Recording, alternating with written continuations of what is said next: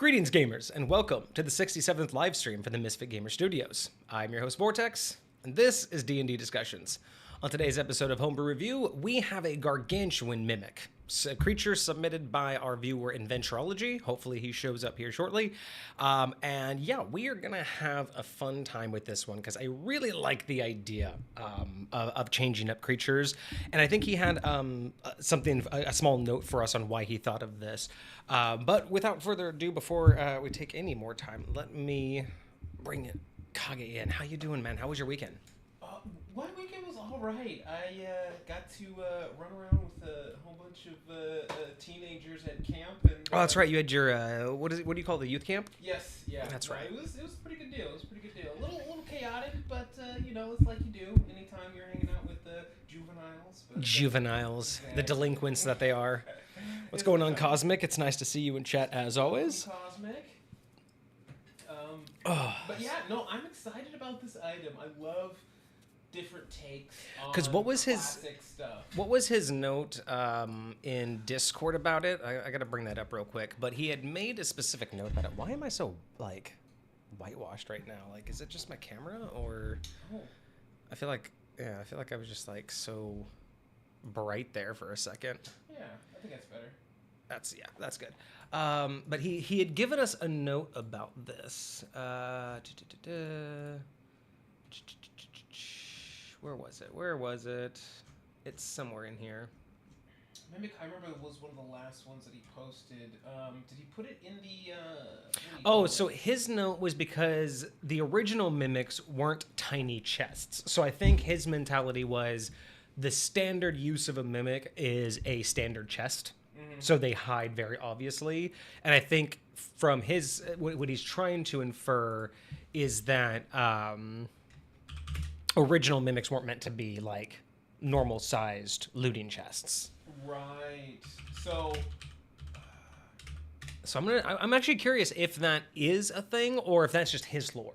Okay. Like if his lore is that the originals, being the most powerful, weren't normal-sized. Right. So not so much what I don't know if he's saying that that's the real. I want to look it up real quick.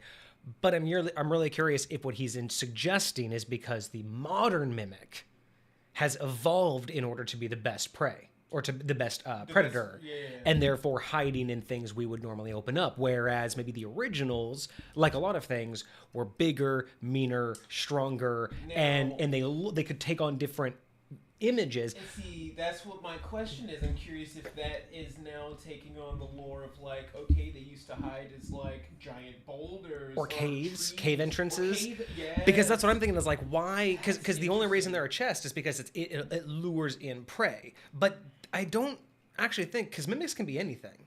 Yeah. But is it that they can't shapeshift? It's not so much they shapeshift. It's just that they can basically they're either born into a form or they can take on a form. I don't know. Is it a choice? I feel like there is some sort of ability to adjust. I don't know if they're locked to a single form. Let me look at this. So first edition, the Mimic made the first appearance in the Monster Manual in 1977 by Gary Gygax. Books describe the subterranean creature that cannot stand the light of sun. They're able to perfectly mimic stone or wood. According to the book, mimics thus pose as items such as stonework, doors, or chests. When a character or creature touches the disguised mimic, the mimic can lash out with a bludgeoning pseudopod. They excrete adhesive glue to hold fast to whatever it touches. The book states that all mimics move about constantly in search of prey. Mimics are described as neutral in alignment. So to me, that sounds like they're shapeshifters based off of just that description. In the 5th edition version, their shape changer ability uses the word polymorph. Okay, so the mimic can use this action to polymorph into an object. Okay, so they are always able to do this since the beginning. It seems like since the beginning and up until now. Because I have been learning that a lot is checking out which editions do different things. Right. So I do like that we've gone from it can mimic stone and wood to giving it polymorph. That's an evolution right there in and of itself. I'll bet you that happened around the 2nd or 3rd edition is when it changed to polymorph. I can look that up here in a second. I feel like my camera. Hang on one second. I feel like my camera is all weird. But is it the overhead light, perhaps? Is it me? Because it kind of looks like the light shining on the wall behind you, just a tad. No, I don't. Object or Is it my brightness? magnitude Should my brightness be down more? So it has to be an object. Okay, we'll do that for now. And this one also has adhesive. False appearance. While the mimic remains motionless, it's indistinguishable from an ordinary object. It has advantage on attack rolls against creatures grappled by it. Okay, that makes sense. And then, of course, adhesive object form only. Oh, okay. Interesting. So, a huge or smaller creature adhered to the mimic is also grappled by it. Interesting. I'm very interested in how they worded that, because they specifically said the mimic adheres to anything that touches it, not that it touches.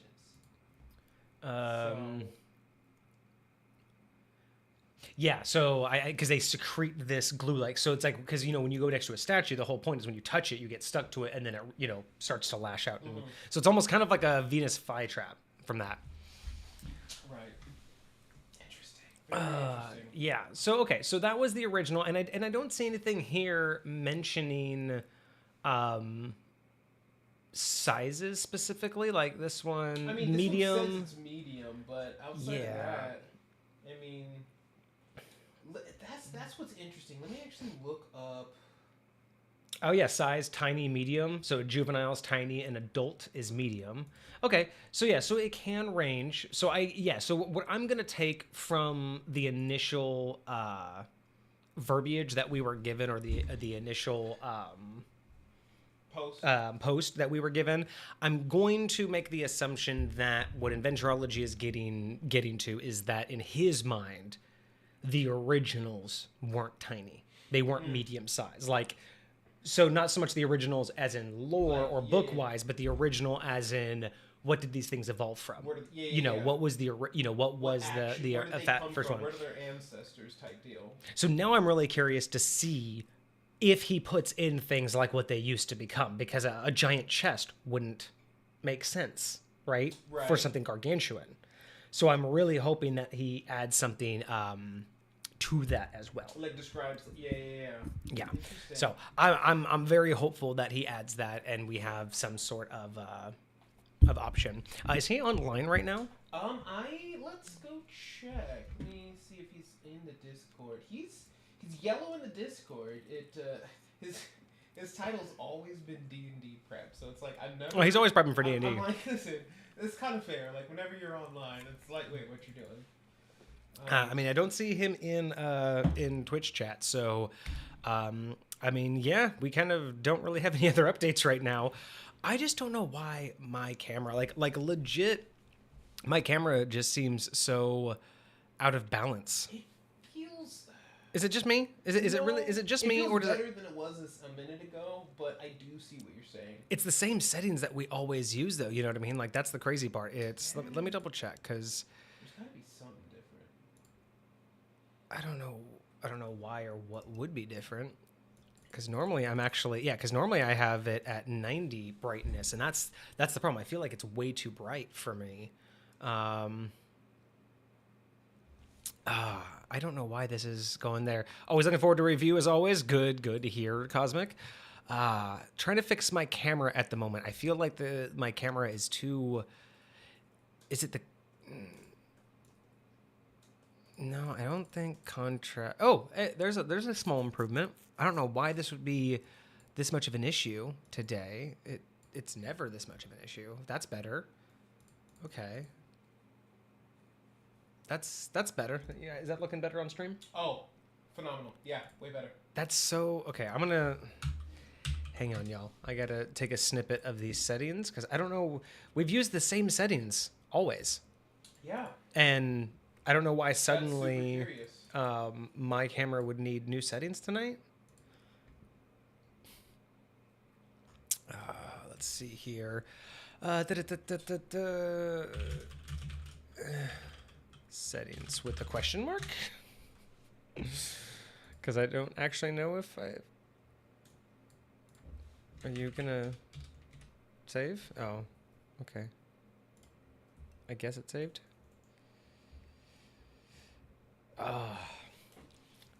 One word hint for Kage, scythe. I like it. I like it.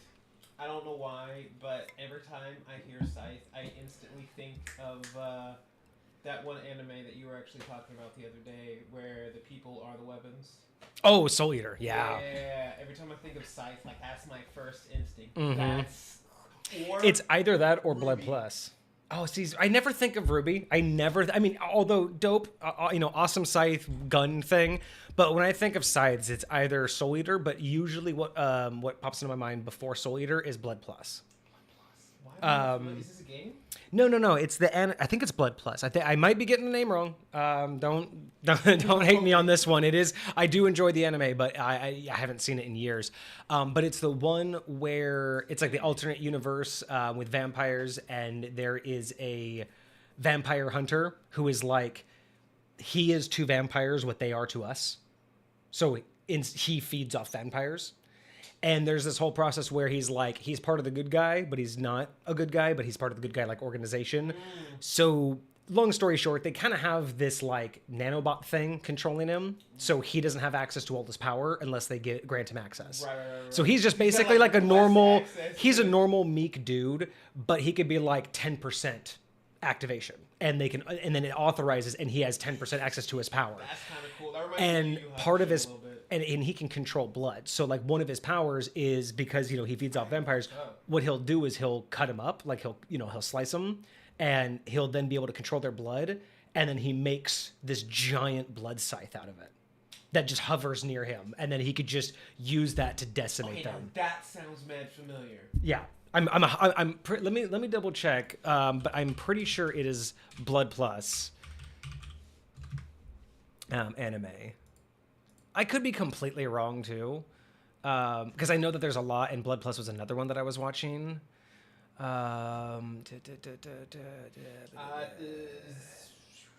that look familiar?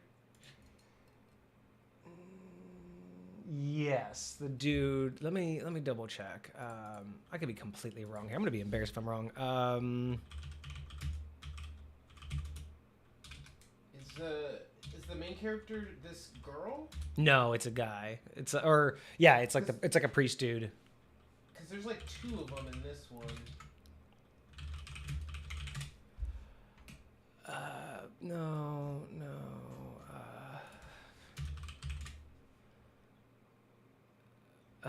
This dude looks like he's using a sword and he carries a coffin as a backpack. It does look very vampire-esque though. No. That guy looks familiar. Is that the one I'm thinking of? Okay, where is it? Where's the dude? No.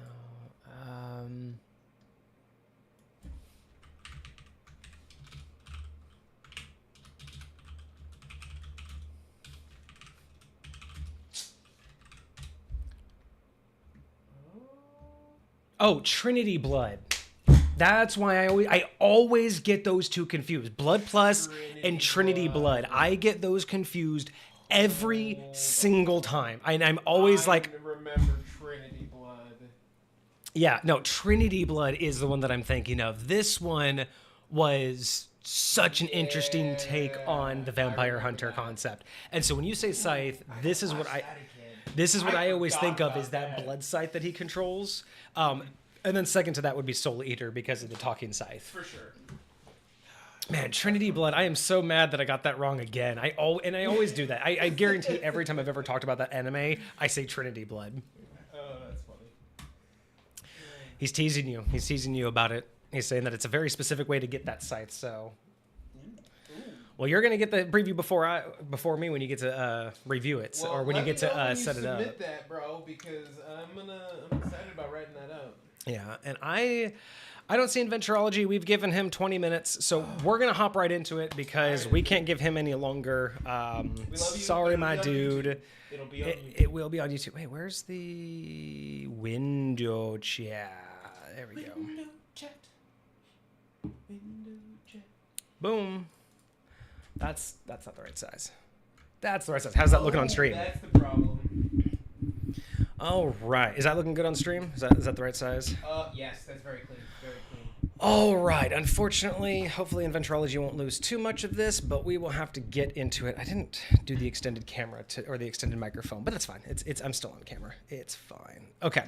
So today we have a Mimic. It is a creature / beast, or it's a beast-like creature from Inventurology. Now, he wanted to throw up, this is what we were talking about at the very beginning of the stream.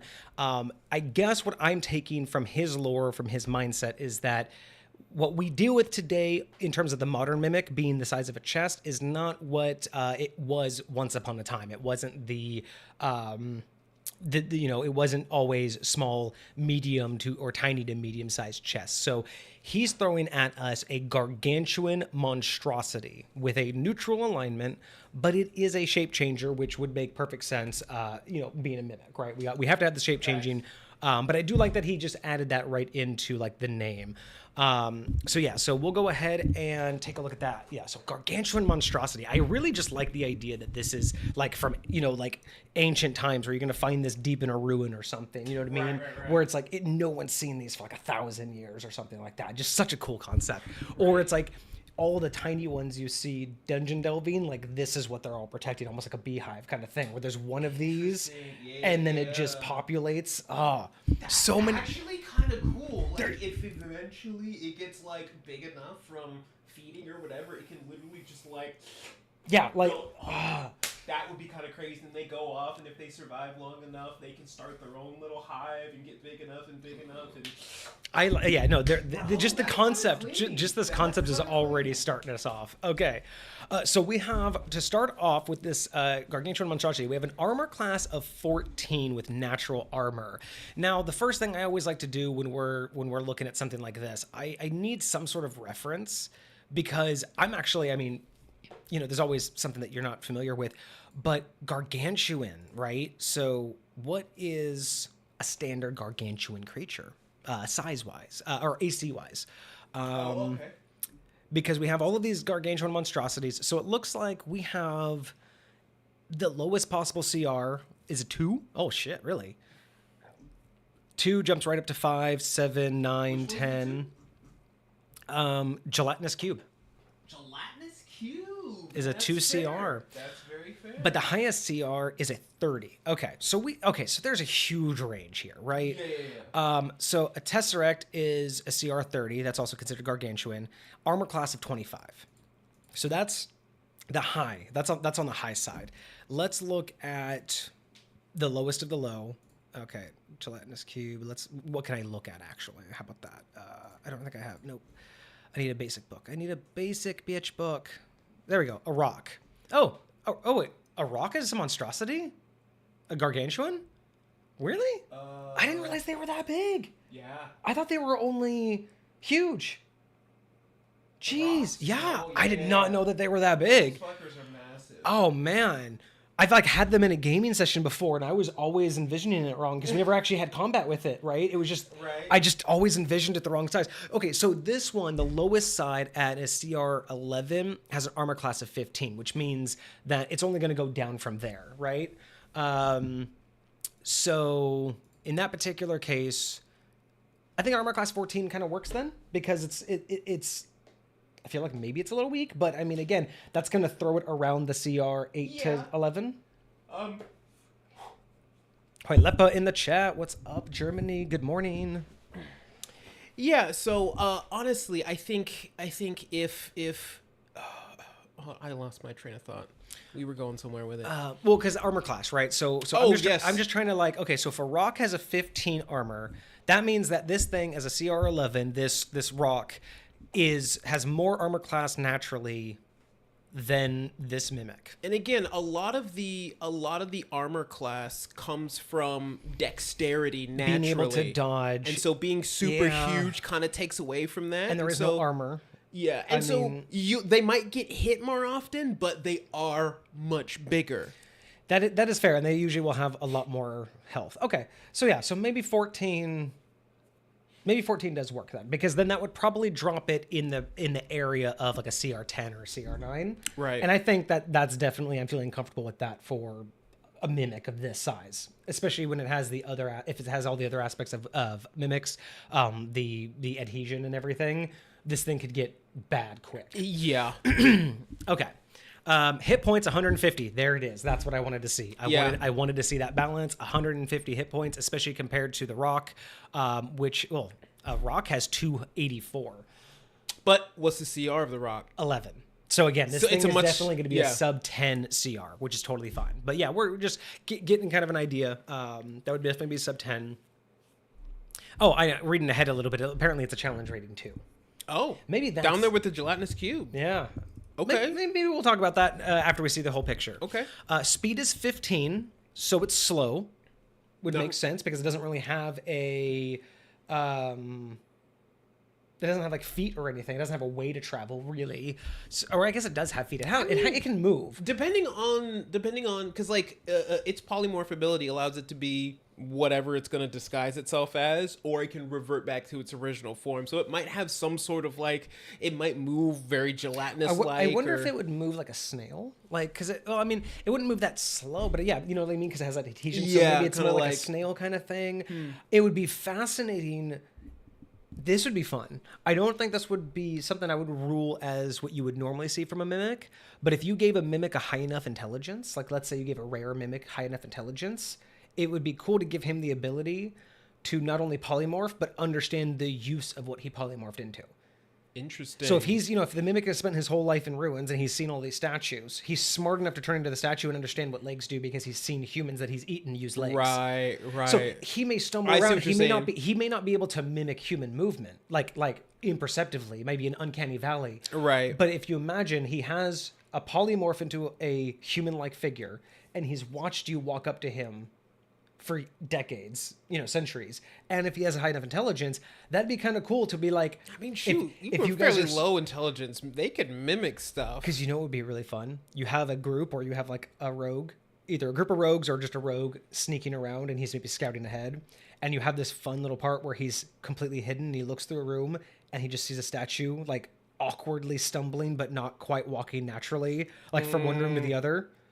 And then he goes in there, and then there's like just 10 statues just standing there, and he's like, "That's great." And then he backs out slowly. Like it would just be really cool because you wouldn't expect that, right? You wouldn't expect it to be a mimic moving in the form that it took. Yeah, like I keep thinking back to all these shows that like to do the thing where you're in a room full of like mannequins and you look away and they get closer to you and you look away.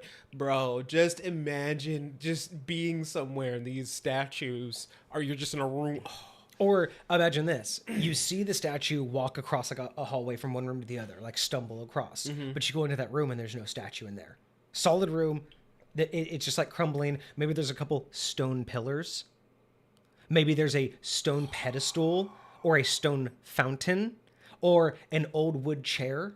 Remember, these are the things that mimics can be, right? So it doesn't have to be a chest, but imagine you follow this walking statue, and anytime you see it walking, you see these statues moving always, but anytime you follow it, it leads you to a room with nothing in it. And it's not like there's a chest and something obvious. It always just leads into a room that quite literally...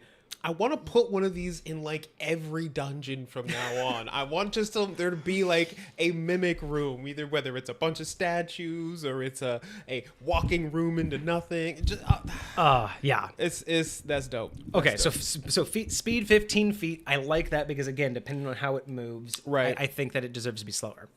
So we got some stats. We have a 17 strength, 12 dexterity, 15 constitution, 5 intelligence, 13 wisdom. 8 charisma. Excuse me. So right out the gate, intelligence and charisma, totally understand. It is smart enough to be like, those certain it's smart spells enough to turn into a chest. Yes. To get your attention. Yes. But it's not smart enough and it's smart enough to move. Like it obviously isn't just going off of instinct. It has thought and it has plans. It's probably just not very complex. Yeah, exactly. That's interesting. Okay, so the strength makes sense. Maybe it's the dexterity. Maybe that's what's throwing me off. Maybe it just doesn't. I mean, I granted, do think it should be a little bit stronger, especially as a Gargantuan. Yeah, Like, you're going to be I able would to... say even give it an 18 or 19 strength and drop the dex to 10. Because again, it's not gaining anything AC wise from dex, so it might as well have like a 10 dex, and that would make sense, right? Like a creature like that having basically standard like right down the road dex. I would say I would not be at all afraid of putting this at an 18 or even a 19 strength and sacrificing dex. I think Constitution makes sense, and I think For sure, Wisdom Constitution makes sense. Yeah, and I think wisdom makes sense too, because then you get into like the things like the grapple. It knows to attack the thing that's stuck to it. Yes. So things like that, intelligence and wisdom do come out in how it's being used. So we'll be able to do that pretty well. So yeah, I think I agree with you. Maybe a little bit boost in strength. Okay. What skills does it have? It has a stealth skill, a +5. So this is interesting because I'm pretty sure in the original ones, they do say that they have the ability to when they're not moving, they are indistinguishable from the item that they're mimicking. Okay. So is this stealth like how well they can sneak? Well, and that's what I'm saying, right? Like, if you're specifically talking about it moving, right? That 15 movement, trying to be, especially quiet, and being able to like go through, maybe from hide in plain sight. Well, and that's what I'm thinking though, is because if it has the built-in ability that when not moving, it's indistinguishable. In my mind, that means that there is no roll that a player can make. If the mimic is in the same room as you and it is not moving, there is no roll I would allow you to discover it unless you touched it, because it is indistinguishable. That tells me it doesn't matter how close you get, it doesn't matter how it is indistinguishable. It means that it will always appear no different than a standard item. And so I'm wondering, in this particular case, having stealth +5, it does help because it is gargantuan, so it needs to move very slow, it needs to move quietly. It would only have to be used for moving, right? That's kind of the vibe that I'm getting from it, yeah. Because I don't want to like talk down on it. It's just it would be a useless skill otherwise, because a mimic by default, as long as it's not moving, will never be found. So until it's touched. So yeah, it would have to be if this is only being used for when it moves, and if that's the case, if it really is focused on it being, during its movement, I like it. I actually kind of like that for a gargantuan creature to have a plus to stealth, because, and again, it ties into its being able to move so slowly. I don't mind that. I kind of think that that's good. That might be an argument for why it should have a 12 dex. And I think that's the only thing I was going to mention is that is going to be increasing. That's probably a 5 because of the +1. Otherwise, now. Let me actually see if I can look what the standard proficiency bonus is for a level 12. Yeah, because it's 12d20 for the hit points. So I'm guessing it's roughly about that. But yeah, a 4 would make rough sense for that. Let me see. Classes. So yeah, I think the stealth works. I think especially when we're talking about movement, I think it ties in just fine. What were you looking up? I'm looking up at level 12. You have a +4 proficiency bonus. Yep. And so giving it that 5, I feel like you said, that 5 feels right. It definitely. Because you get the 4 plus the 12, or plus the 1 from your 12 dex. So there's the argument to keep the 12 dex. I still think the strength could go up, but then again, I wouldn't really want. I mean, I'm not saying you have to remove anything. I mean, Constitution could say 15. You can even just remove the charisma. You can just make charisma 5. I mean, realistically, it doesn't need charisma for anything. Yeah, I would say I would have no problem, and again, depending on what we look a little bit further down, if we just raised the strength and maybe bumped it up to a 3 challenge rating. Yeah, I could handle that. But yeah. So senses, it has dark vision and it has of 60 feet, 11 passive perception. And that's just, you get a base of 10, and then you add your wisdom modifier to whatever your... Oh, gotcha. Yeah. That's the 5th edition version. Okay. Yeah. I almost feel like that feels low. You think it would have advantage on knowing its surroundings better, but maybe that's also kind of the deal, right? When it's not moving, it doesn't know any better until someone touches it. You know what I mean? Like Yeah, it's kind of just... It can see, but technically the seeing only helps when its eyes are open. And if its eyes are open, I don't think it can have its eyes open and still... Well, I guess that's actually fascinating. How does polymorph handle eyes? Like if I polymorph into a chair, but I want to see, if I open my eyes, does polymorph take into account I have eyes? Do my eyes still open, and does it break part of the illusion? Like, do you see eyes on the object? Because if you look at a picture of a mimic, the standard picture of a mimic, the eyes are like built into it, right? The eyes, the teeth and everything are in it. So if it's looking at you, would you be able to see an eyeball? So here was my understanding up until now of mimics. So when they like open their mouths and all that stuff, and they're actually like biting and attacking you, for the most part, they're in their natural form, just slightly polymorphed. I mean, we always... And that's yeah, the funny kind part, of. Too, is polymorph doesn't ever break, right? The polymorph doesn't have to break just because you do something. So I can polymorph into something, but and then... That's the thing. I don't know. Act. I don't know. Like, rules is written, the polymorph spell, if I polymorph you into a chair, I don't think you can move. I don't think you can do squat. You have the abilities of a chair. At that point, you are an object for all intents and purposes. So all my sensory perceptions would be gone then, which would be interesting. I'm curious what your polymorph works. So I was looking it up a second ago. Polymorph. The spell transforms a creature you can see within range. It says if you're an unwilling creature, you have to make a wisdom save. You can transform. Assumes the hit points. It doesn't say. Creature is limited to the actions it can perform by the nature of its new form. And it can't speak, cast spells, or take any other actions. So normally polymorph would do that. So Hoylepa has something interesting. So mimics are strange. I would declare them as a sentient nanobot hive swarm, also called a Grey Goo. To be honest, I have no problem with that. So I kind of like that. Here's what I'm thinking, though. So the fact that we keep using polymorph, but we got to remember, it isn't polymorphing. It is a shape changer. I think the use of polymorph is just to give us context of what's actually happening. Of its abilities. Like, it has the abilities of polymorph, but remember, this is a shape-changing creature, which means that whatever shape it's in, it still has all of its eyes, all of its teeth, and it still has its tongue, or what do they call it? It's I forget what they have the name for it. The pseudopod? Yeah, the pseudopod, right? So it's like that is always all there at all times, regardless of what shape it takes. So I think that's kind of what I feel like is happening. So it's almost like it's so weird. It's like an external polymorph. Like, it's outside, its shape is changing, but its nature is staying the same. I think polymorph is the problem. It's not polymorphing. It's shape changing. Yeah. We're just using polymorph to give people context of, well, how does the shape change work? It works like polymorph, but it is not polymorph. It has none of the limitations of polymorph. Interesting. It doesn't, because remember, the mimic is not a chest. It looks indistinguishable from a chest, but that is shape changing. That is, by definition, shape changing, not polymorphing. And I do believe D&D does distinguish shape changing and polymorphing. I think so. Yeah. And because I believe even wild shape doesn't act the same as polymorph.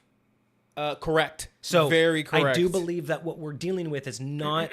I think the use of the term polymorph was solely at the discretion of reference. Go look at the polymorph spell if you need a better understanding of what it can do. Right. But it does not mean that it is polymorph. Or it has the same limitations. It's just that its shape changes similar to how polymorph spell Got works. you. So that's what I'm thinking. I think that's a better way of looking at it. I'm here for that. Because not only because of what Inventurology wrote as it being a shape changer, but I think at its heart, that is by definition what a mimic should be. It takes on another form, but it is still a mimic. It still has all those teeth, still has its attack, still has its eyes. So then the question comes down to that stealth. maybe that stealth check could also be argued as how it can look without you noticing. Like As it can like, open an eye just enough to see. Oh, the I see what 60 you're feet, saying. I see what you're saying. Yeah, but yeah, you yeah. still can't notice the difference, right? Or maybe it's so good that maybe like the keyhole hides its eye, or his eye Maybe is now he a can- gem. You know, like something that is innocuous, but you wouldn't see it as an eye. Maybe you could even use that to like, I don't want to say like right in front of you, but like say you're in the same room as it and it changes from one object to a different object, like it right there. Like I would say that's a great use of its stealth.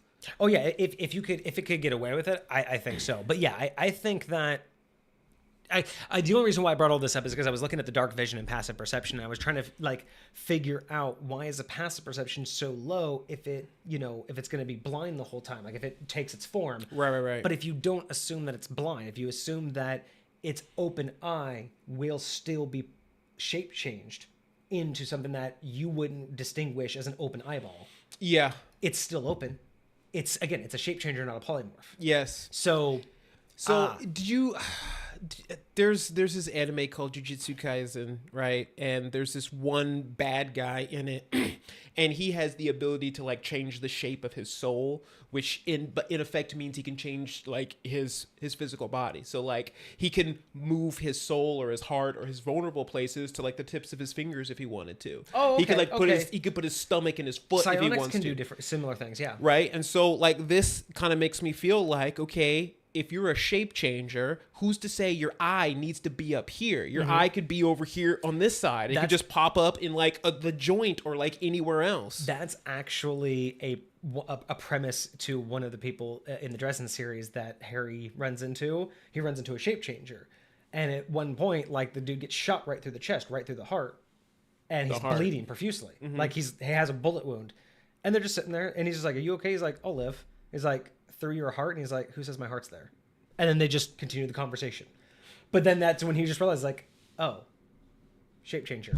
So it's just like he didn't have to move it, so nothing vital got hit, and it's totally fine. And I 100% believe that. I think a shape changer should have that ability, because again, you are fully available, and that's why I like that psionics have something similar with their meta psionics, because you can do shit like that. That's very interesting. I wonder So if my I sister do can like do this that. idea. Hoylup has a question. If it's gargantuan, can it become a small building like a bus stop? Absolutely. I don't see why not. I totally as long as feel it makes sense for an object. Yeah. And then, or can it become a path that PCs walk on? Now, see, that's interesting. I don't know the dimensional limitations of shapeshifting and polymorphing, but I would still assume that it has to be relatively its same size. I see what you're saying. In that particular case, it's not like it couldn't go to a giant pit that was in the area, adhere to the side of the wall, and become what looks like a giant stone bridge. What if it Because it's tried to like be an actual bridge over a gap? No, that's what I'm talking about. Like in the dungeon, there's like a big gap, or a big like area. If it just goes to the side and clings onto the side, but then becomes a bridge, it would just cling onto the side. You think it's just a bridge to walk across. As soon as you step on it, you're stuck. And now you're fighting the very bridge you're on. But guess what? If you kill the bridge you're on, you also fucking fall. There's your fucking crazy ass puzzle. Now the question is, here's the deal.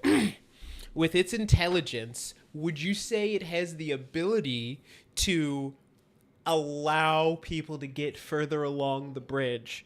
And what I mean by that is because So if the can it first person control that its steps secretion? on, Are you asking, can it control its secretion? No, Yes. so that's, I think, something that would have to be handwritten by the DM, because by basic description, it secretes this. It's just by its just nature. like a frog, that's what it's being covered able in. to control it would be a whole other level. Now, let's say this mimic is smart. Let's say it's that mimic that we have some extra intelligence bumped into. What's to say the mimic doesn't go into a different room real quick, roll on some loose stones or tiles before it goes, so half of its back is actually covered. Yeah. Or it gets dirty. Like, there are ways around that. Actually, that would be logically. interesting. Okay. If you're a shape changer, is there anything to say you can't shape change around something? Like, could I be half of a table? What do you mean half of a table? Imagine there was a table that got judo chopped in half in a bar fight or something like that. Oh, and it so was you're literally saying, just can a you broken can table. you kind of basically look like you're... Can you finish the other half? Can you adhere yourself to the other part of the table? In this particular instance, I think you could make a justification for the Mimic doing it because it has the adhesion aspect. It actually does that. I would say that you're basically going to be constantly making dex checks if you try to do that as a normal polymorph thing. Or right. Because you're literally going to be like, okay, I'm going to hold it up, polymorph. but because you're just going to constantly be trying to keep it up because you're not adhered to it and you're not fully sticking down. But like, I mean, your bridge idea. Your idea is solid. Your idea of being half of something. Now, being able to polymorph around something is a whole different aspect. Because remember, you have to polymorph into the object first. How do you polymorph and then encapsulate something? But there, I would say that yes, you can become something that someone could go into. Right. As a mimic, with specifically the way their shape change is a little bit different than polymorph. Mm-hmm. Like imagine like this is a semi-intelligent thing and it's had the experience of being the bridge and it only got one person. Everybody else ran away or whatever the case may be. Could it then like go grab a piece of wood and set that piece of wood up as the beginning of the bridge and then shape change around it? Yeah, why not? I mean, if it's smart enough, you could say that as long as puzzle, like logically you could set it up. Of course, I don't see why it couldn't do that. It's just how much logic do you want to have to put into it? Yes, that's fair. Luckily, Inventurology, you are late, but you're not that late. We're only at the senses right now, so you haven't missed much. We're only down to dark vision and passive perception. That's where this tangent's going off of, because brings up a lot of interesting aspects between shape-shifting versus polymorphing and just the nature of mimics. Yes. Hoylip says, with the old barbarian wisdom, if you don't know what to do, kill it. And Cosmic says that for a mimic makes sense as a subjective term. But yeah, especially being able to not know if his eyeballs are actually looking at you while it shape change. Right. So yeah, that's really fascinating. Okay. So I did come up with it. I did think of another one too, right? Because it secretes it off, you assume off of its body, but not necessarily off of its tongue. So if it were smart enough and patient enough, imagine taking the form of like a doorway, into like a throne room or something. Mm-hmm.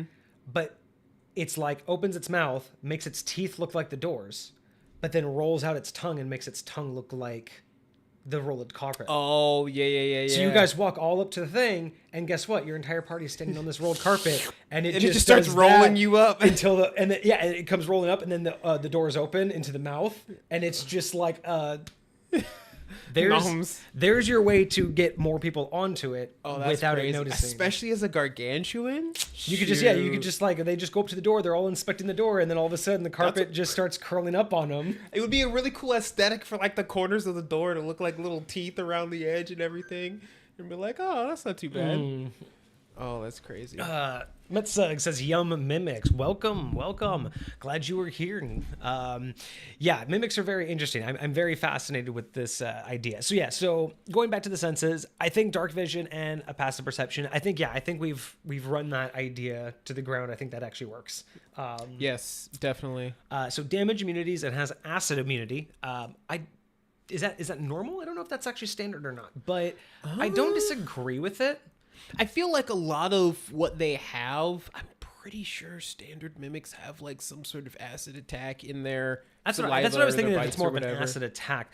But what's interesting is just, I'm glad Inventurology didn't go with like bludgeoning or slashing, even though you could justify that, right? Because it mimics stone and wood, you could make some justification that it's like, well, in those forms, it would be immune to these things. But no, I actually kind of like the fact that it is just a creature. It just looks like these things, but it doesn't change its skin. It still is what it is, right? So acid immunity, I think, does make sense, especially when you look at it from the perspective that it does secrete this glue-like substance all over itself, this sticky substance. If you look at it from that perspective, why wouldn't that protect against the acid, right? It's basically a perfect barrier between its skin and the acid damage. Yeah, that's very fair. So that's yeah, how yeah, that's how I kinda look like at that. it. Is that's how I look at it. Is the acid immunity would mainly come from either what's in its blood or the fact that it's covered with that. That is my favorite comment yet. Let's see. Normal mimics are immune to acid according to the monster manual. Cool. Okay, so yeah, I knew there was something to go with acid. I just wanted a big mimic. Some old D&D dudes told me it used to be a huge gargantuan creature. See, yeah, and we looked it up. I haven't ever seen it being huge or gargantuan, and we were wondering about that like early in the stream. As we were wondering, was that your own take on it, where you just kind of imagined modern mimics are just evolutions from these much more giant creatures that, you know, again, because my first thought is when it's gargantuan, it wouldn't take the form of a chest, right? So now it's Right. like, what are the different things it would take the form of in order to hide? You know, you can do a cave entrance, you could do like, you know, like what we were just saying, like a throne room door.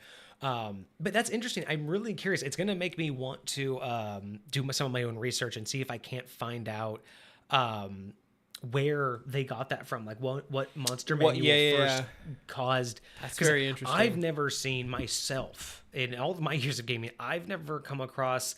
I think the largest mimic I ever found in any gaming session was large. I think I had a DM who gave me a large mimic once. Okay. But I've never heard of a gargantuan, so I'm really fascinated to do that research. Let's see. True polymorph a mimic into someone's grandma. I want that to happen so bad. Actually, I want that you know to what? happen so bad. You know what though? Oh, that would be great. That's actually fascinating because wait.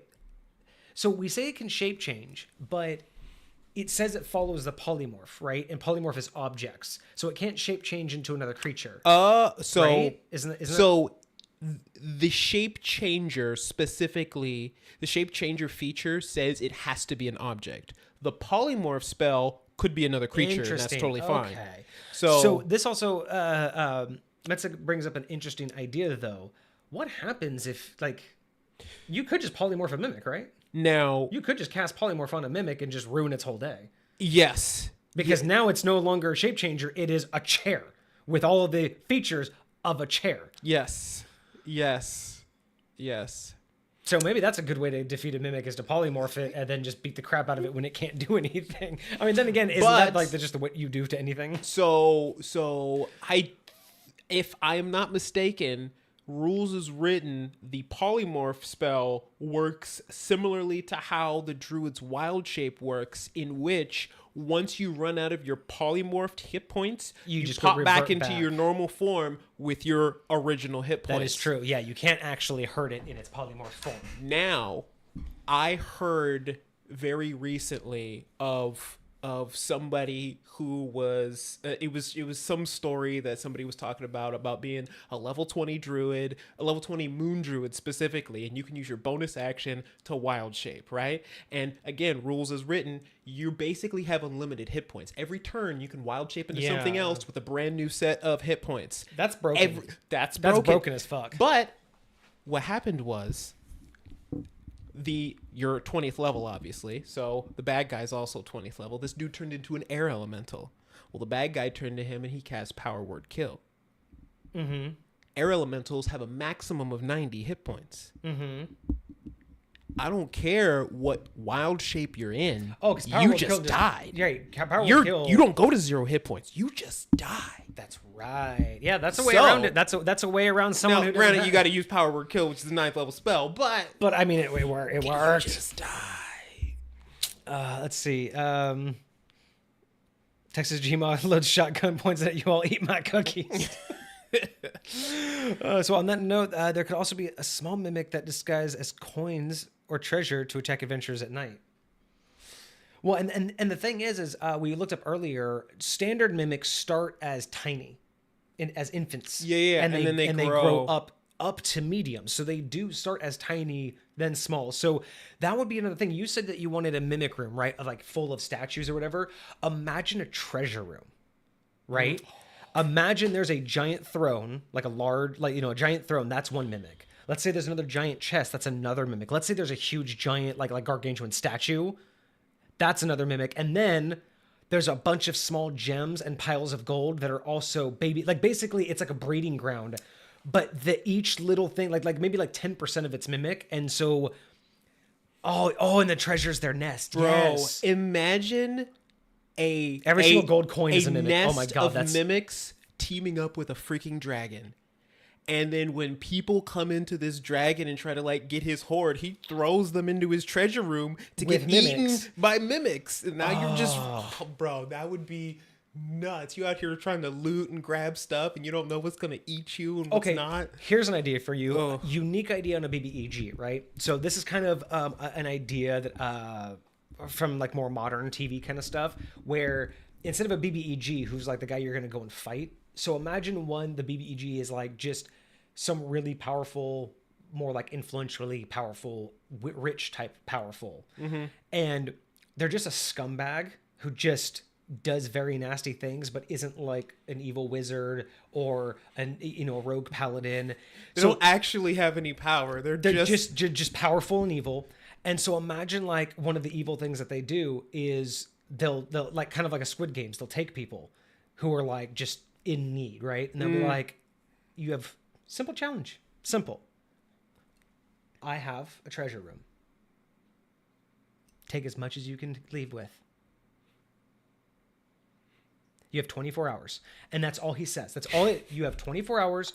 Take as much, whatever you can leave out the door. That's whatever, actually kind of clean. whatever you can leave with out the door. It's like those in little 24 hours. booths with all the blowing up the money. Just grab whatever you Yeah, can do. and in that's a the minute. idea. Is any so if you walk in, take a whole chest, drag it out. That chest is now yours. You have 24 hours to take as much out as you want. But what you don't tell them is it's infested with mimics, and that's what you did. You intentionally made a treasure room, went out and captured mimics, and threw them in there just for this. So that's your BBEG. You just go from like town to town, or you just keep finding these like really decrepit like underground scenes, but you find out they're all just from this one guy who's just insanely rich and bored. That's crazy. So he just hurts people by giving them these dumb little tests that cause such havoc. And then you can have like fallouts, right? Like he's just thinking, hey, look, it's harmless. I tell the people what's going on. Like they know what's up, it's their choice. But then you find that he doesn't know like mimics are getting out and like terrorizing areas, or another thing that he did poisoned something. Like he actually comes to the point where he's like, wait, I'm actually like hurting like massive people. Like I wasn't trying to do like, it could be that whole like story arc of he's like, doesn't realize how damaging it is. He just thinks, look, I take poor people and I put them into fun situations. What's the big deal? I don't hurt anybody. And then, you're dealing with all that fallout. Listen, it's way more painful than you might imagine. Right? Oh my God, a swarm of mimic coins. That's just, that Bro. creeps me the fuck out. It's like piranhas, but like you reach into a coin purse or something, and you just, bro, all And bad. the BBEG is a supervillain. The evil group of terrorists needs somebody to sell the MacGuffin to them. Yep. Always need the MacGuffin. Oh shoot. Okay, so damage immunity acid, condition immunity is prone. I think that's 100% fair. I mean, for not only Gargantuan, but just for what it is. Yeah. I think prone makes perfect sense, especially because if it goes prone, it could just polymorph to be standing. You know what I mean? It's like, or shapeshift. It's like, yeah, I totally think that making it go prone doesn't make any sense. Let's see. That's got a devious idea. The guy spreading the baby mimics is someone's grandma that was actually a true polymorphed mimic. Now they use their political powers to spread their kin around the kingdom. So you basically had such a high enough upcasted polymorph that you turned a mimic into a real person. So now they can talk to mimics and that would be crazy. Just this old crazy grandma that you find out like is just literally like a mimic whisperer because she was a mimic one day and just got polymorphed into a human with intelligence. That would be insane, man. Interesting. Because I there's a spell called Awaken that just basically gives a creature with low intelligence and an intelligence of 10. That right there. So if you could polymorph it into a human and then do that and make those two permanent and just... It's an instantaneous spell, which means it just happens. Yeah, is it but what's the duration? That's the instantaneous is the duration. So for permanent, it's just a permanent effect that you can just go... What kind of spell is this? It's the 5th level transmutation spell. Okay, it says after spending the casting time trait. Now, it does cost and consume 1,000 gold worth of spell components. Okay, that makes sense. So it's expensive. It's not like you can just spam the mess out of it. Yeah. But it's only 5th level after spending. 1,000 gold. Trust me, there's a lot of DMs that would let you spam the shit out of it. Right? You touch a huge or smaller beast or plant. The target must have either no intelligence or an intelligence of 3 or less. Okay, so there's restrictions on There is that. Yeah. But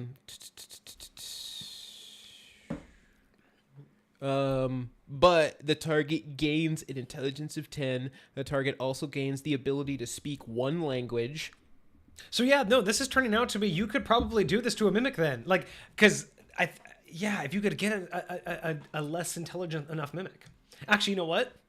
I wonder if this would work if you could also find a spell that would reduce its intelligence. Right? That's exactly what I was thinking. If you could do this to where you could polymorph it, reduce its intelligence, increase its intelligence. There is a spell that does that. I almost called it Stupefy. It's not Stupefy. That would be crazy. Is it Feeble Mind? I think it might be Feeble Mind. Someone was really desperate to get their grandma back. And then there was a nice story of a PC whose background lore was he was given a polymorph chair. Oh. His life ended in a temple of God who disliked magic, so he became a chair again. So nice story of his background. So the PC's background that he was a polymorph chair, so he was a chair that was polymorphed into a human, and at the end of his life, he just basically wanted to go to be a chair again. Like the whole time, he was just like, "Can I just go back to being a chair? I'm so tired of being this. I just Like, want to be a chair." You humans, you have so much to do. Do you know how easy it is being a chair? I get to relax all the time. So there was this really, really cute, I feel like it was like a Reddit story, like a D&D Reddit story, but it was basically this dude, and I totally want this to be a backstory of one of my NPCs now. But basically, this dude used to be an adventurer. He went on all these adventures, and he went into this dungeon, and he found a chair, and he really liked this chair, so he took the chair back, and he brought it into his pub. He eventually retired and was doing all this stuff. Anyways, this chair was a freaking mimic the whole time, and like the story was being told from the perspective of the mimic, and the mimic like had a choice to eat this dude or not eat this dude, and he's just like, I'll eat him later, you know. And so he just came and he hung out, and he was in this dude's like bar for like ever, right? And he was just hanging out, watching all the people come and go, like enjoying it, you know. And one day somebody comes in and they are like trying to rob him while he's not there, and so like his wife is there, right, and they're like threatening his wife, all this extra stuff. So the mimic's like, no, that's my human. Bro, like, I forget exactly how it went down, but basically... That's all you need to know, though, right there. Just that concept of, like, this human took me. I'm interested. Hey, this place is pretty chill. I won't eat him yet. He's good to me. And then, like, you're like, I get snacks. Like, you know, he spills on me, and I just drink it up. Like, you know, blah, blah, blah. Maybe that's it. Maybe like every time he spilled, it would like eat and drink it. So maybe that's like a bar trick. He goes, "Look at my amazing, never just like he just takes a whole jug. Look, a gallon of wine. The chair never goes great." And the mimic's just like, yep, just feed me. So although I'd be worried that chair would get drunk and start getting a little wobbly.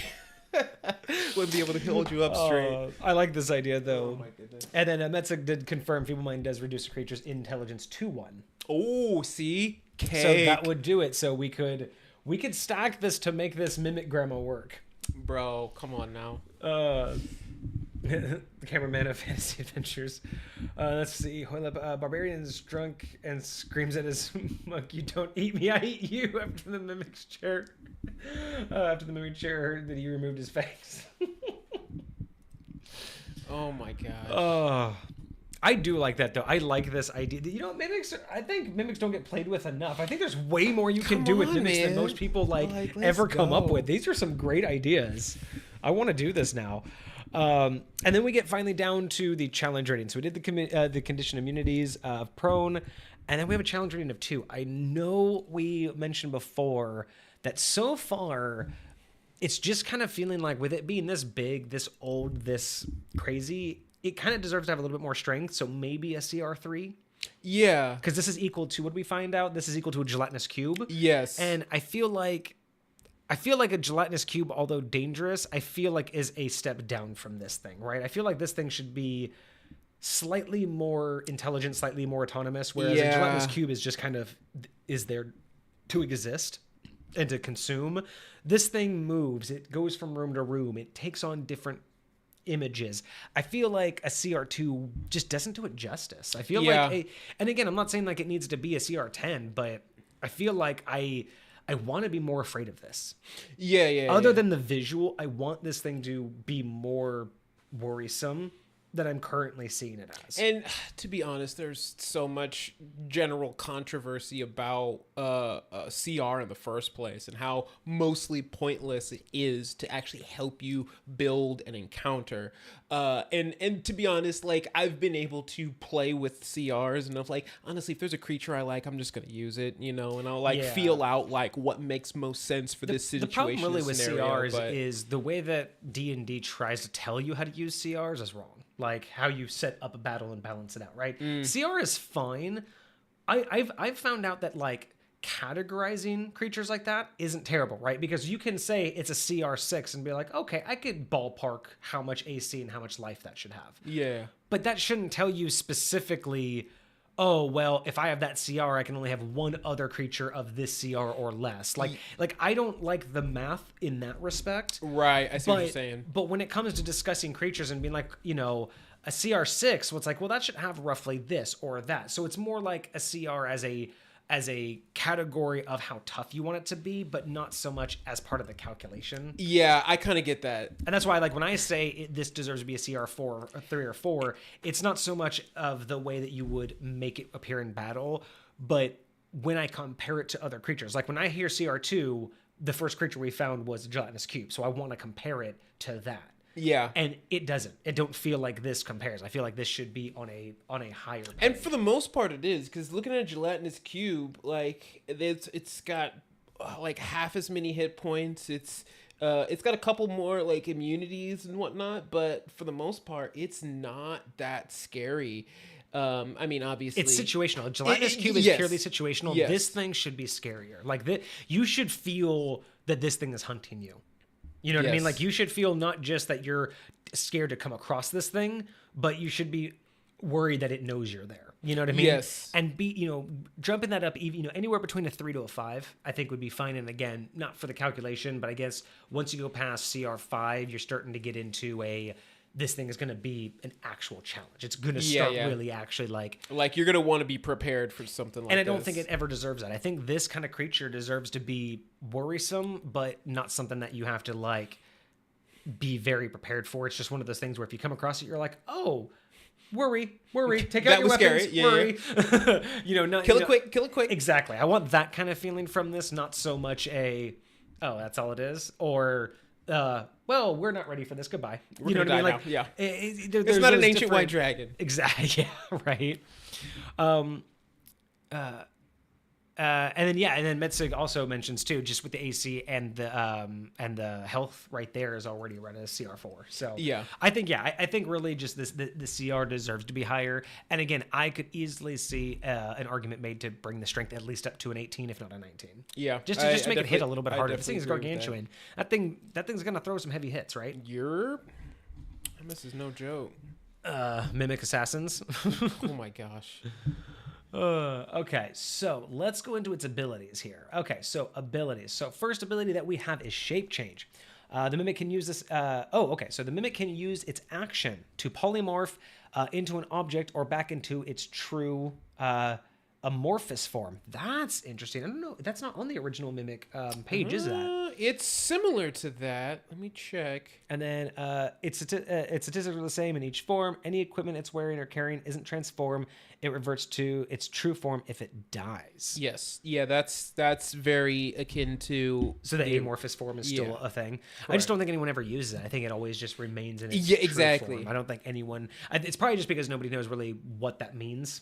Like in terms of like how to describe that. So honestly, every time I think of that, I think of Odo from Star Trek Deep Space Nine. He's just this weird, like liquid like an almost like a amoeba. yeah. Yeah, I just think of anything like amoeba, like an amoeba, just like a single cell giant, like Yep. almost like a gelatinous cube, but in more of a form. Less structured, yeah. Or more structured, like a gelatinous yeah, cube, yeah. because a gelatinous cube basically takes whatever it's in, right? If it's in a hallway or whatever, it just fills the space. Right. Whereas I feel this would kind of just be more of a blob that kind of keeps itself together more instead of just disperses. Interesting. Turns into Play-Doh. Yeah, kind of like turning into Play-Doh. A puddle of blood or like a blob. Yeah. Yeah, I kind of like the idea of just like Play-Doh, this like a thing that kind of just takes no individual form, but it's still structured. It's still there. It can kind of make itself taller or wider, whereas a blob or a gelatinous cube would essentially just take up like a 3x3 area, just cubishly. Okay, so that makes sense. Adhesive, which we already know is from the standard Mimic. The Mimic adheres to anything it touches that touches it. A huge or small creature adhered to the Mimic is also grappled by it. Escape is a DC 13. I believe that's also standard Mimic. An ability check made to escape this grapple has disadvantage. So I would say, because the huge or smaller creature is what the medium Mimic would have. If this sucker's gargantuan, It would be able to go up to large, easy. I would say, listen, according to this, huge is much bigger than medium. So That is this true. should be as big as it, if not larger. So yeah, so this thing could take on basically anything of any size, anything up to gargantuan. That's kind of what I'm thinking, you know? Like, if this thing is truly gargantuan, like, that's the size of a Tarrasque that we were talking about. Those giant freaking dino-looking creatures. So that should be equal to its size. And then maybe what it should do is, so a gargantuan or smaller creature adheres to the Mimic, is also grappled by it, escape DC 13. Maybe then tack on medium-sized creatures and smaller have a DC of 16.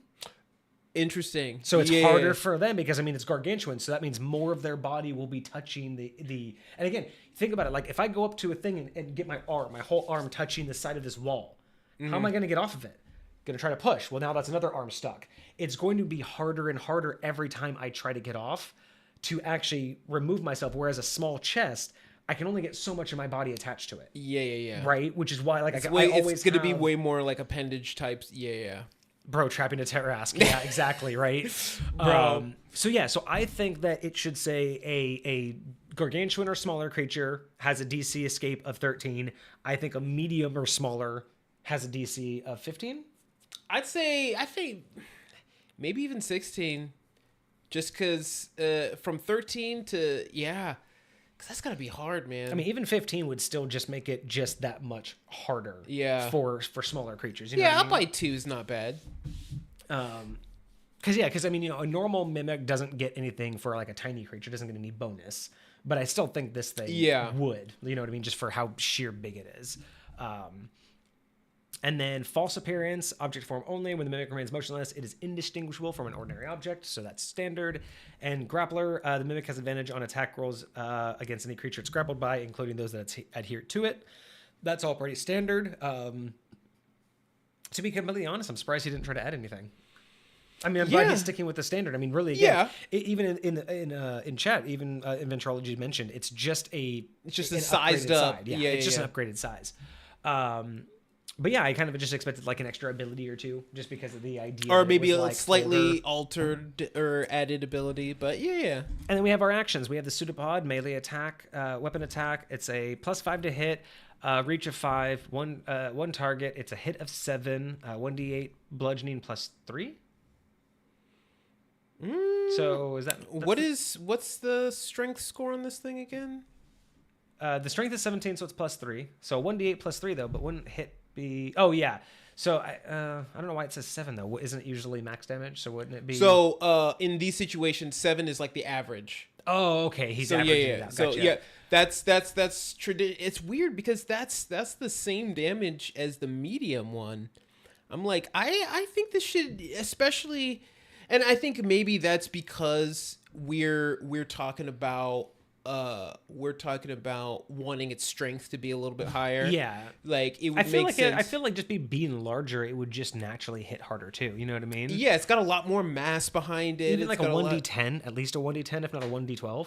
Yeah, I feel like there's that. I don't feel like that would be. I was honestly thinking asking maybe too much. maybe 2d8. I was thinking about or maybe 2d, just, yeah, 2d8, 1d12, like something like. I feel like it could definitely be pushed. I mean, 2d, yeah, because that could be up to 19, a 2d8 with a +3. The +3 would then feel substantial. And if the mimic is an object form, the target is subjected to its adhesive trait. So if it hits with this thing, it's also now adhered to it. So Got you. that makes sense. And then it also has a bite. It's a attack +5 to hit, reach, one target, hit 7, piercing damage is +4. And I don't know. It says 108 acid damage, and I don't think. Is that supposed to be like a 1d8 acid damage? I think so. Oh, okay. So So it's 7 piercing damage +4 acid damage, or it was supposed to be a 1d8 acid damage. Yeah. Okay. Yeah. This is pretty standard. I definitely think that even if we don't increase the strength, all of these attacks should probably be more substantial, just because of its sheer size.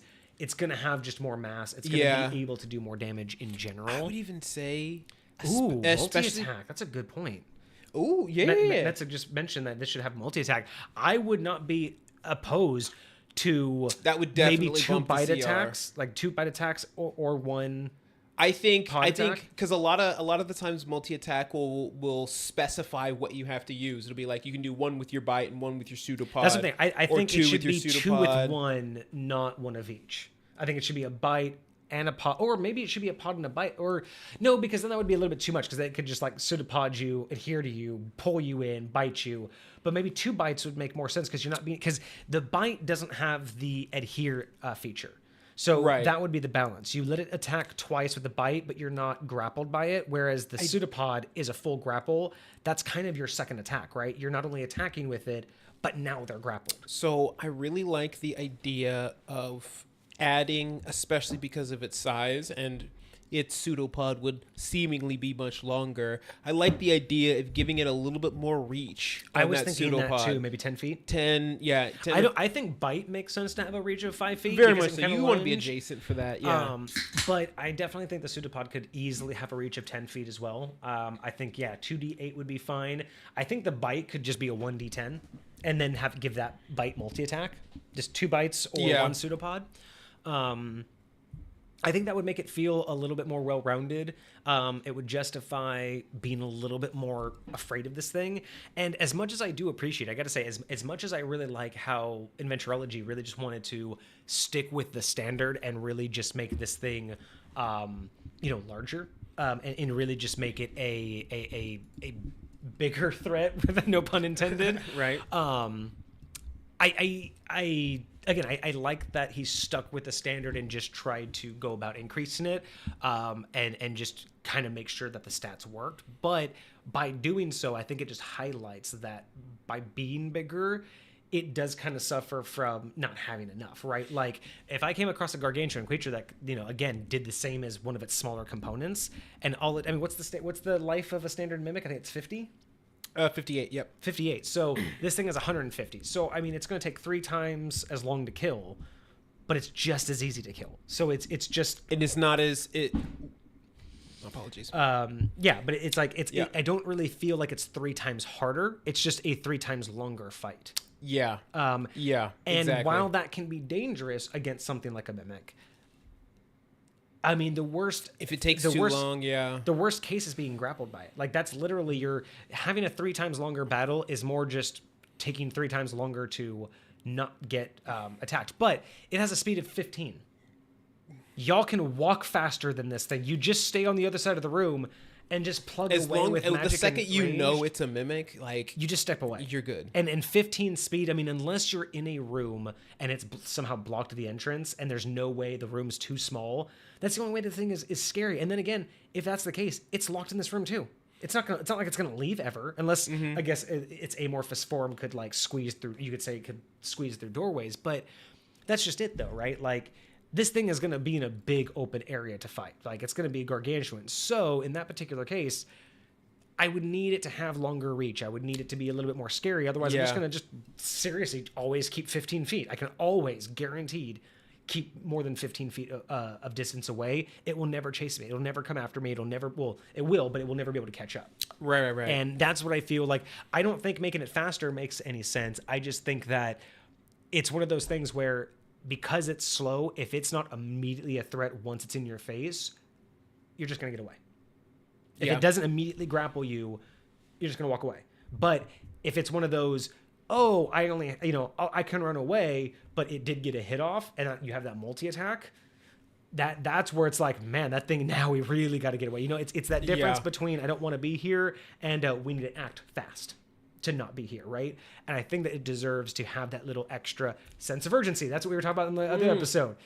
Not emergency, but a sense of urgency. This is one of those times where increasing these makes it a sense of urgency to get away from, because otherwise it's like, if it has one bite and it can do 7 damage... I'm going hunting for mimics, man. I'm going hunting. I'm like... Exactly. 100 hit points? Huge... 150 hit points, we got this. Let's go. All of a sudden, if it's starting to double that, 2 attacks at 1d10 each, that's something I'm not going to... I'm immediately wanting to get the hell out of here with no questions asked. Forget how, good it would be to, skin it. I don't care. Right. Like, it's hurting me. Unless the mimic is all of the walls and the floor of the hall, it would... Like said, I would give it the ability to dig so it can hide in the ground. Like an anteater. That would be terrifying. Bro, why am I thinking of Dune right now? Like those giant freaking... If this thing can be it can be an object. Could it be a drill? Like, could you make it to where it could, like... Actually, you know what, though? Because here's the other thing, too. I wonder if there's anything written on its amoebus form. Like its amorphous form. Like, I wonder if it can go... what kind of areas it can traverse in that form. Like, can it go through small cracks? Because if it could it traverse a dungeon? What if it, like, someone created a dungeon for it that had, like, passageways, like air vents, that it could, like, glob its way through? That's the real big thing, right? It's gargantuan, but how does a mimic move in its natural form? Can a mimic go through a closed door in its natural form? Like, is the crack in the door, under the door, is the keyhole big enough? How much control over its shape change does it have? Can it change a portion of itself? I don't think so. I'm pretty sure it's an all or nothing. I'm pretty sure it is too, but that would be an interesting concept for like an older one. It's either that, or I would say that would be perfectly tied to what we were talking about before with intelligence, like like being able to move your heart. That would require, yes. Could it? Theoretically, yes. Would it be smart enough to? Does it even know it has a heart? Does a mimic know it has a vital organ? Does a mimic know what that means? Does a mimic know that if it moves it, it's safer, right? That's an intellectual thing, right? Knowing you have a heart, knowing where your heart's located, and knowing that you have cavities that you can push the heart into in order to keep it... Like, if you were a shape changer, you know these things. I would go so far to say yes. A mimic should, theoretically, as a shape changer, be able to partially shape change. I don't think it's smart enough to. Yes, because I would allow a shape-changing creature to be able to change its eyes on command. You know what I mean? Like, oh, hey, we're about to walk into like an elfin village. Whoop, and it's a shape changer. They're just going to change one little part, one little tweak. I wouldn't have to change the whole body. Mm-hmm. I think it could. I think it absolutely could, because if you think about how a shape change works, it is changing every little piece of its body differently, but it's only smart enough to do it as a whole. Right. It's not smart enough to only do it. It's more specifically like mimicking. I'm just trying to look like that thing. It's literally, it's quite literally goes to its name. It only can do what it sees, but it can't think beyond individual parts. Like, why would this part be beneficial without the rest of it, right? It just doesn't have that intellect. Right. But yeah, interesting. But I do like the idea of how it can move. I think playing with how its natural form can move throughout a dungeon could lead to a lot of interesting things. Inventurology, you're gonna check out the VOD later. Well, unfortunately, we are pretty much done. If you have like 2 more seconds, let's see here. I'll at least let you go with a rating since we're pretty much done. We might just continue musing on a couple things. Right. But yeah, I really like what you did with this. I like that you stayed pretty classic with it. I think you could have gone a little bit further. I think you could have made it a little bit stronger. You definitely spurred on a lot of unique ideas, so you're definitely going to get the inspiration point 100% for that. I do kind of want a Gargantuan Mimic now, and I kind of want to play with it. I wouldn't take it as is. I would have to make some modifications for it, and I would like to make it stronger, although I don't think it needs to be. I just think I would like to make it be. Yeah. Like it is as it is. Like it's fairly balanced. I'm gonna give it a 9 because I'm most likely gonna use it. I can't use it as is, so I won't get a 10. But I'm probably gonna end up using something similar to fill out things that I want in High Point. So yeah, we're gonna give this one a solid 9. Because the only thing I need to do is just make it stronger. But as is, you didn't add any lore, so I don't have to worry about changing up the lore. I think just the idea of having a gargantuan monstrosity shape changer makes perfect sense. And then just the idea leading from that modern day mimics are just descendants of this. I mean, again, maybe this isn't even a mimic. Maybe you could even just have another creature that the mimics came from. But no, this is a great build. I mean, you kept it pretty clean. You kept it traditional. You just wanted to make it bigger. I think you could have made it stronger. But at the same time, I don't think you did it wrong by not making it stronger. You know what I mean? I don't think that it's incorrect for being weaker. So yeah, man, 9 out of 10. Congrats. I will give it that. I almost wanted to give it the 8, but no, you're definitely gonna get the 9, especially because not only did you just give us so many ideas and so we much, ran with that. Yeah, there's so many ways I want to use even this. I even like that last. We got a new follower. Wonderful. Metsig, thank you so much for the follow. We do appreciate that. Thank you so much. I hope you had fun today. Look at all that. I love when our followers pop up. That's so dope. Yeah, that's awesome. But who said it? They just said something about it. Mimics will be mimics. Oh, it can sacrifice HP to spawn more mimics? Yeah, we were talking about that earlier, about like a hive of like where there's a bunch of mimics and there's this giant one. Like once you get enough, you can basically spawn off more. You eat enough to like. That would be super interesting to like. This is just gonna make me. This is another reason why I'm gonna give it a 9 is because now I want to go and explore the lore more. I want to go and figure out what's happening with this a little bit more. I think Inventurology. Okay, so I don't know if Inventurology caught that at the very end. I'll post it in Discord just in case. Yeah, I was trying to get there right before they logged off. I saw that they were still kind of logged in, but I'm not sure they heard it. So, but yeah, so that's Homebrew Review. Metsig, if you liked that, this is what we do every single Monday, and then on Fridays, we will get on here. It's either going to be by myself or it'll also be Kage as well, and we'll usually do a deep dive. So we'll pick a topic and we'll kind of just dive into it and really look at what does the book say, what do we think, talk to chat, talk to chat and see what's happening. So. We are going to be closing up. We do have a Discord. So there's that as well. And if you do like what you saw here and you want to see any of our past streams, this is number 67. But we do have a YouTube channel as well. Right now, it's just a VODs channel, so it's just the live stream. I'm still working on getting content developed for actual YouTube content that's going to be a little bit more edited up. But yeah, if you like anything, go there, leave comments. Please join the Discord and let us items know. Of your own. Yeah, you can submit items. You can submit topics that you want to hear us talk about. And you can even just ask us questions or just share things with the community. Thank you so much for joining. It will be, I wonder if the size will be 69. Well, right now, since we did this one, because we had to change this one up from it was supposed to be Inventurology's other item, right? Yes, but that's my fault. We did a small change up. So this week was the Mimic. Next week, we have Bobakiss has an item. And then... Yes. After that, it will be the final Goblin one, right? Then we have the Goblin one. But wait, hold on. Did Cosmic get his in? I just saw his in the submission. So okay. So since we don't have all the information from the Goblin one, we may or may not, depending on if you get that information by not next week but the week after, we'll see if we'll throw Cosmics in or if we'll just do the before Goblin one. We'll just see. We'll see how that one's rolling out. Okay. Because it'll depend on if we get that information, but yeah, we will definitely get those in. And then we're only 3 more weeks out, guys. So we need some more stuff. Otherwise, we're gonna have to do another high-low on D&D Beyond. Which maybe I'll actually be here for maybe one of you'll them. actually be able to do a high-low with me. Maybe not. Who knows?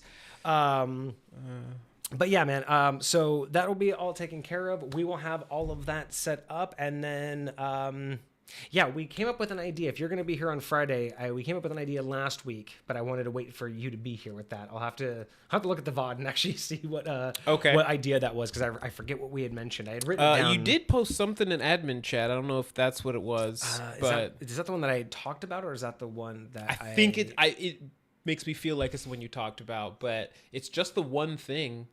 That is the one. That is the one that we need to talk about. So this Friday, if you were here, we are going to talk about background features. That is going to be Friday's deep dive topic. It was something that we came up with last week that he wasn't here for. That.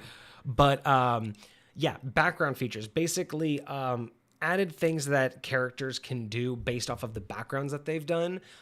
Things that are just a little bit more either roleplay focused or more geared for standout moments that we feel that class features don't really cover and need to be a little bit more specific. So yeah, we're going to be probably going over that on Friday unless he can't make it. And then I'll have some other topic that I'll just do by myself. But that's a topic I want to save because I want his ideas on it too. So yeah, so that's going to be us. Thank you guys so much for joining us today. Thank you guys for being in chat. It is going to be a small, shorter stream today. Usually on Fridays we go a little bit longer, but it's the start of the week. You know, we got work coming up and everything. So yeah, I hope you guys had a great weekend. I hope you guys have a great week ahead of you. We will be back on Friday at 7:30 Pacific Standard Time for D&D discussions. And otherwise, yeah, that's going to be us for tonight. Thank you guys so much. Cosmic, Metsu, thank you for the follow. Inventurology, you're not here anymore, but thank you so much for joining up. Hoilepa, thank you again for showing up in the morning. I hope you have a great rest of your day.